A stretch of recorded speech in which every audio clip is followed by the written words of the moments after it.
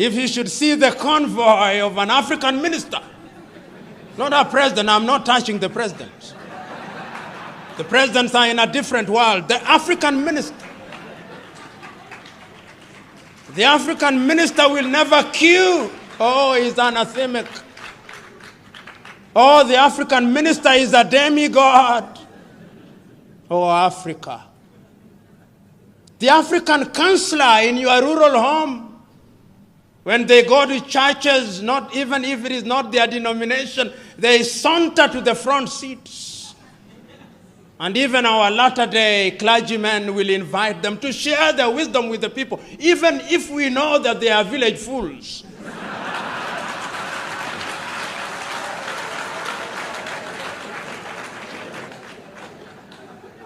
If there is anything that we must learn from Western Europe, is that they have gone through enough problems and they are capable of organizing their affairs, and they have demystified political leadership. We must demystify political leadership going forward.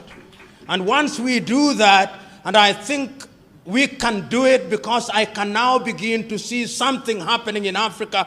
Young Africans are beginning to ask searching questions. Africans are beginning to recognize that corruption is a cancer in our body politic.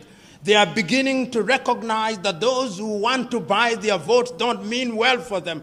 They are beginning to recognize that there is enough money to change their lives if the thieves are eliminated from the political arena. They are beginning to realize that commercialization of politics is a threat to democracy. They are beginning to rise up. And I think that those who have not smelled the coffee will be surprised. They will be surprised when the ground moves from under their feet. They'll be surprised when Africa begins to elect individuals who can demonstrate that they have ideas, because the politics of the 21st century is the politics of ideas and about competition of ideas.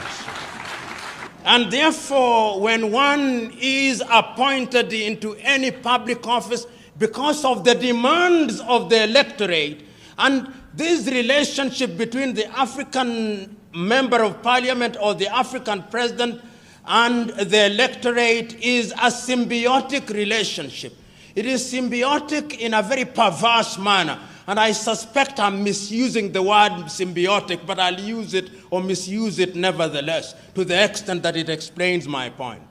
What happens is that it appears that the electorate has allowed the so-called leader, because many of them are misleaders, to remain in their positions of power and to acquire as much as they can, on the understanding that periodically their loot will be shared with them.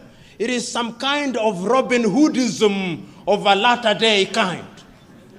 And this Robin Hood kind of politics is a little bit different, at least from my understanding. Robin Hood robbed the rich in order to share with the poor. But our latter-day African Robin Hoods are in the business of robbing from the poor in order to give a pittance to the very poor. And this is what we are talking about today when we talk about commercialization. So that if you ask any typical African politician, how much does it cost you to be elected into parliament, they'll tell you it is in the millions.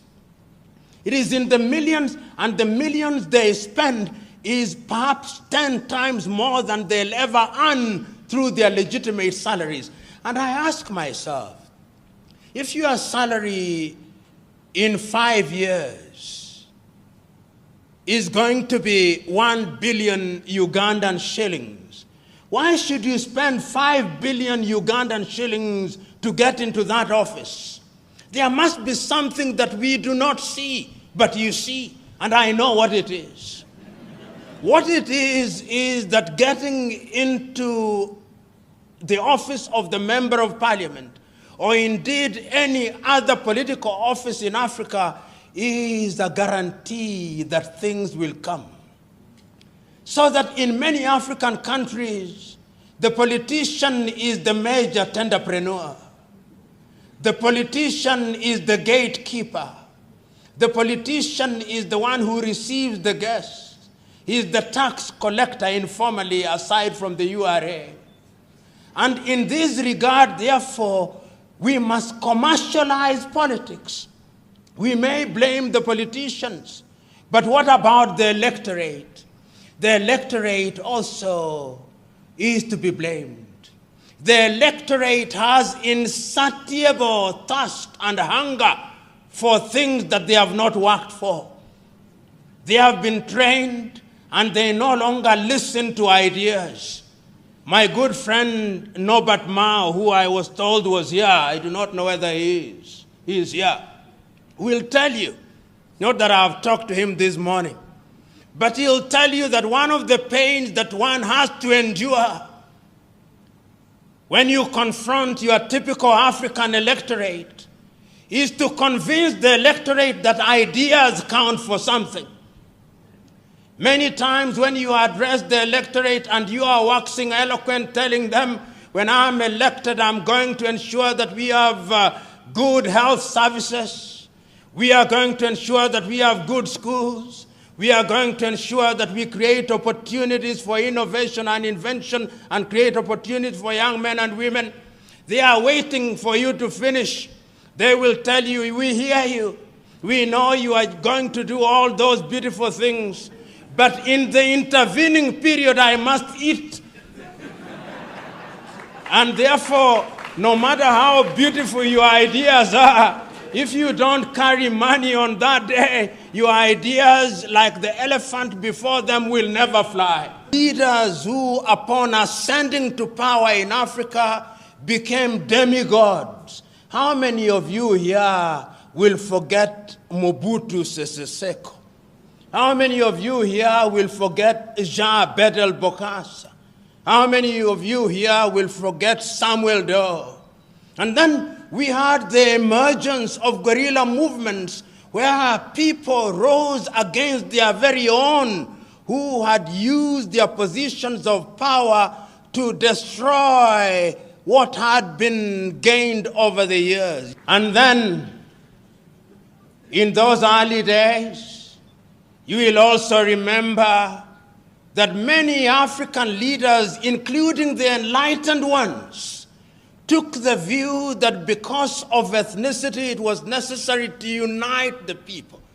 And whether you are speaking from Dar es Salaam in Tanzania, or Lusaka in Zambia, or Kinshasa in what was then Zaire, now the Democratic Republic of Congo, or you are speaking from Nairobi in Kenya, and here in Uganda, the clarion call was that we must have one-party states.